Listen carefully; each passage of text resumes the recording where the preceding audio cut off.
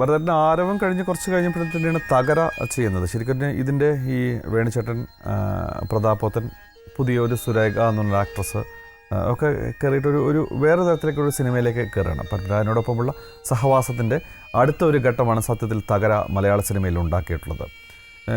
ഒരു സിനിമ എത്രമാത്രം ഗ്രാമീണമാകാമോ, എത്രമാത്രം താഴെയുള്ള ഏറ്റവും നമ്മൾ പറഞ്ഞു പോയിട്ടില്ലാത്ത മനുഷ്യന്മാരെ കൊണ്ട് ജീവിതത്തിൽ നിന്ന് കഥ പറയാമോ, നമ്മൾ കണ്ടിട്ടില്ല അനുഭവിച്ചിട്ടില്ലാത്ത പശ്ചാത്തലത്തിൽ കഥ പറയാമോ എന്നുള്ളതൊക്കെ തോന്നുന്നു. ഒരു മൂപ്പനും ഈ പശു ഇത് ചെയ്യുന്ന ഒരു മൂപ്പൻ്റെ മകൾ, ആശാരി, അങ്ങനെയൊക്കെയുള്ള കുറേ ശരിക്കും ഈ നമ്മൾ പുറകിൽ മാത്രം പറഞ്ഞു പോയിട്ടുള്ള ആളുകളുടെ ജീവിതത്തെ പറഞ്ഞിട്ടുള്ളൊരു സിനിമയാണ് തകര എന്നുള്ളത്.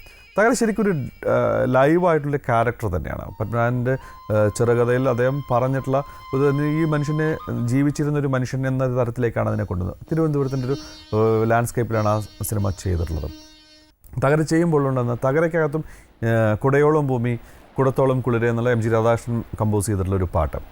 ഈ പാട്ടിനകത്തും ഈ പറയുന്ന ഒരു സ്വഭാവമുണ്ട്. കാരണം വെച്ച് കഴിഞ്ഞാൽ കടൽ മനോഹരമായിട്ട് ഉപയോഗിക്കുന്ന കാരണം കടലിൻ്റെ തിര വന്ന് മൂടുന്ന ശരീരം, അതിൻ്റെ വെളുപ്പ്, ആ വെളുപ്പിൽ നിന്നും ഈ നായികയുടെ വെളുത്ത വസ്ത്രത്തിലേക്കുള്ള ഒരു ചേഞ്ച്, ഒരു ട്രാൻസിഷൻ, ഇങ്ങനെ ഒരു നുരയും പതയും അതിനൊപ്പമുള്ള ജീവിതവും എന്നുള്ളത്. കാരണം അത്രമാത്രം പവറുണ്ട്. കാരണം കടൽ കാണുമ്പോൾ ഉണ്ടാകുന്ന ഒരു പവറുണ്ട്. ആ പവർ കൃത്യമായിട്ട് കൊണ്ടുവന്നിട്ടുള്ള വിഷ്വലൈസേഷനാണ് ഈ കുടയോളം ഭൂമി കൊടുത്തോളം കുളിര് എന്ന് പറയുന്ന പാട്ടിനകത്ത് ഭരതൻ കൊണ്ടുവന്നിട്ടുള്ളത്. കുടയോളം ഭൂമി കുടത്തോളം കുളിര് കുളിരാം കുരുന്നിലെ ചൂട് നുരയിടും പതയിടും നുരത്തിരമാല പെണ്ണിന്റെ ചേല് നുരയിടും പതയിടും നുരത്തിരമാല പെണ്ണിന്റെ ചേല് കുടയോളം ഭൂമി കുടത്തോളം കുളിര്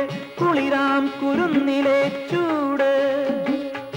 ആഹ്ലാദത്തിൻ്റെയും ഒരു നിർവൃതിയുടെയും എല്ലാം ചേർന്ന ഒരു മൂഡാണ് എന്ന് ഭരതേട്ടൻ പറഞ്ഞു. അപ്പോൾ ഈ ലോകത്തെ മുഴുക്ക അയാൾക്ക് എന്തോ വിളിച്ചു പറയണമെന്നുണ്ട്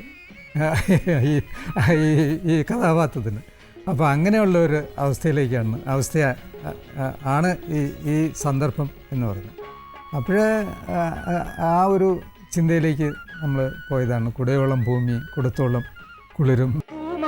മുറ്റത്തെ പൂപ്പട കണ്ടേ പൂവന്തിയോരത്തെ പന്തല് കണ്ടേ പൂവാന മുറ്റത്തെ പൂപ്പട കണ്ടേ പൂവന്തിയോരത്തെ പന്തല് കണ്ടേ അരികിൽ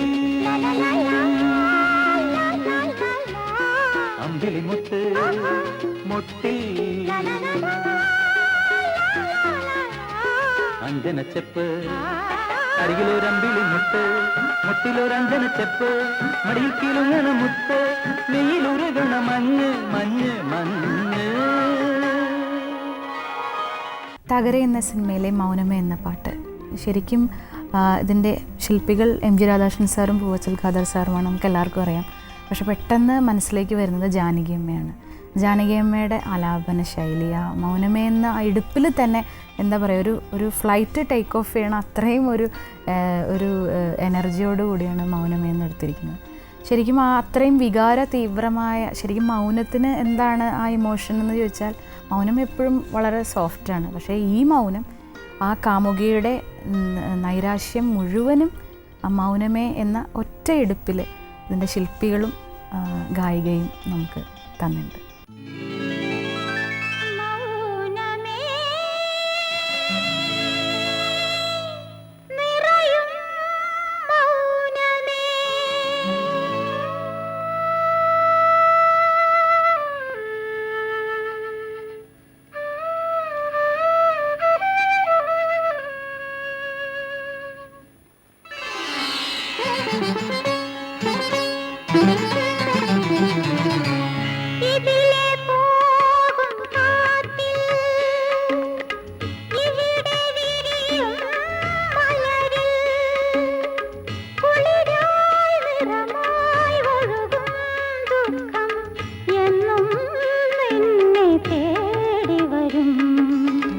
മൗനമേ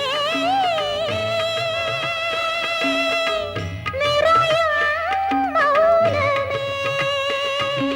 മൗനമേ എന്ന് പറയുമ്പോൾ അതിനെ തൊട്ടു വരുന്ന ഒരു വാക്കുണ്ട്, നിറയും മൗനമയാണ്. അതായത് നമ്മുടെ മനസ്സിൽ മാത്രം ഒതുങ്ങി നിൽക്കുന്ന മൗനമല്ല, ഈ പ്രപഞ്ചം മുഴുവൻ നിറഞ്ഞു നിൽക്കുന്ന മൗനം. അപ്പോൾ ആ മൗനമാണ്. ആ മൗനത്തെ നമ്മളത് പിന്നെ ആ നിറയും എന്നാണ്, ആ നിറവിനെയാണ് ഈ ഉച്ചത്തിൽ ഇങ്ങനെ കാണിക്കുന്നത് എന്നുള്ളതാണ് എനിക്ക് തോന്നിയിട്ടുള്ളത്. കല്ലിനു പോലും ചിറകുകൾ നൽകി കന്നിവസന്തം പോയി, കല്ലിനു പോലും ചിറകുകൾ നൽകി കന്നിവസന്തം പോയി, ഉരുകും വേനലിൽ മോഹദളം